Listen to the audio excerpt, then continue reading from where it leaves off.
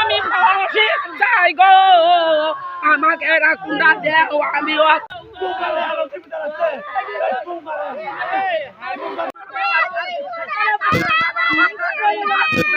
আমার বাবার হত্যাকারী দুই বাবুদের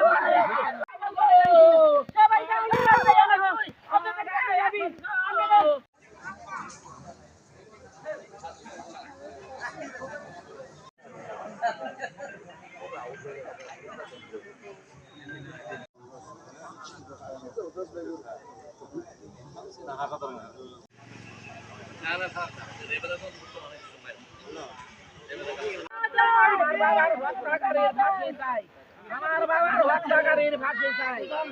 প্রধানমন্ত্রীর কাছে আমার আকুল আবেদন, আমার এক সন্তানের জননী আনে, আমার বুকের দল এই বাবু আমার সন্তান আমার বছরে গাড়ি নিচে ওর ফাঁসি চাই, ওর ভোলার ফাঁসি চাই, আমার গাড়িনগরী চিন করছে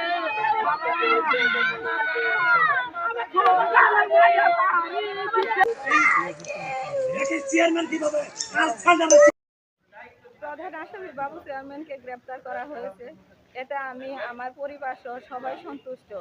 কিন্তু বাবু চেয়ারম্যানের যাতে রিমান্ড হয়, সবার যাতে রিমান্ড হয়, রিমান্ড হলে পাশাপাশি জানা যাবে তারা কি করছে, কি এর সাথে আরো অজ্ঞাত যারা জড়িত আছে তাদের সবার বিচারের আওতায় আনা যাবে, যাতে দ্রুত বিচার কাজ সম্পন্ন হয় আমি এই দাবি জানাই।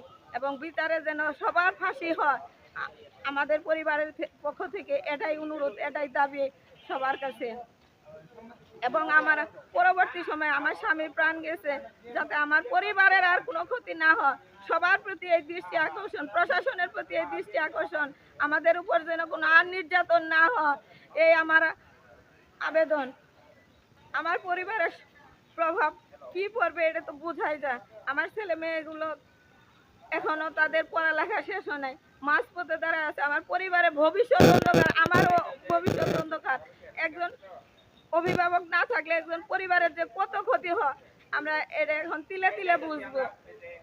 আমার ছেলে মেয়েগুলোর দায়িত্ব কে বহন করবে? আমার ছোট ছেলের বয়স 8 বছর বয়স, তার বাবার চাওয়া পাওয়া গুলো কে পূরণ করবে?